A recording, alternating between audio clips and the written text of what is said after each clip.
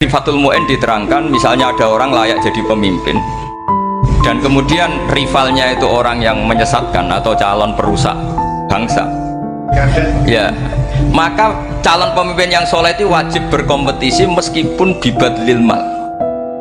Karena kalau yang memimpin orang fasik, kampung ini rusak. Kalau yang memimpin orang soleh, kalau nggak bayar juga nggak jadi, maka wajib bayar. Lah yang soleh bayar ini berstatus sedekah, tapi yang batil ini berstatus suap. Kenapa demikian? Karena yang namanya riswah atau ada yang baca ruswah adalah pembayaran untuk mengehakkan barang batil dan membatilkan barang hak. Sementara pembiayaan orang soleh adalah untuk memperkuat hak. Nah orang tuh nggak tahu, yang ngajinya tidak hatam-hatam tuh taunya pokoknya ar-rosi wal murtasi benar. Nggak, tapi nggak pernah mikir lalu definisi riswah atau ruswah itu apa. Ini bukan provokasi supaya semua calon bupati gubernur nyuap, enggak, hanya nyuruh mereka sodako saja. Jadi kalau nggak jadi, tapi sodako betul ya, kalau nggak jadi ya tetap ikhlas, mau dari awal memang sodako. Lah soal geremeng ya bawaan manusia gitu ya. Ya nggak apa-apa, tapi tetap geremeng. Ini penting saya utarakan, makanya menurut saya itu bangga dengan Pak Hamid karena sepupu mbah saya itu karena alimnya. Meskipun banyak orang mensifati beliau wali dan memang wali betul, tapi saya tetap menstatuskan beliau orang alim yang dari kelaziman alim itu beliau wali. Jangan dibalik, wali dulu baru alim.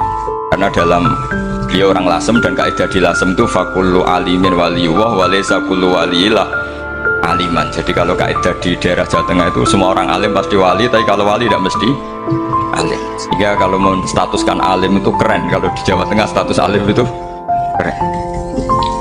Dan soal keramat yang kaitannya dengan Mbah Mun itu masyhur itu dulu ketika Mbah Hamid santai-santai sama Pak Taifur sama keluarga. Beliau mau istirahat, kemudian yang datang Kiai Maimun, Mbah Mun zaman itu masih dipanggil Gus.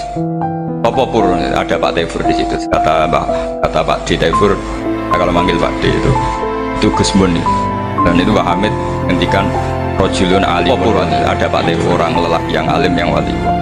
Di beliau muji Mbah Mun juga alimun dulu, rojulun alimun wali. Ini penting saya utarakan karena kesanatan keilmuan beliau jelas dari beberapa keluarga di Lasem. Karena di daerah Fakhriyah itu yang tempat lahirnya Pak Hamid juga lahirnya mbah saya. Itu bahkannya sudah orang alim, termasuk Kiai Sidik Jember itu juga lahirnya di kawasan pondoknya Pak Hamid Fakhriyah. Dan Kiai Sidik punya anak yang namanya Ahmad Sidik yang jadi apa? Rois Am yang sekarang ada Gus Wirjon macam-macam, itu semuanya juga keluarga Lasem. Nah saya cerita keluarga ini penting bukan karena tafakhur atau tabai, bukan, karena Allah itu membuat satu tradisi besar memang lewat dzurriyyah.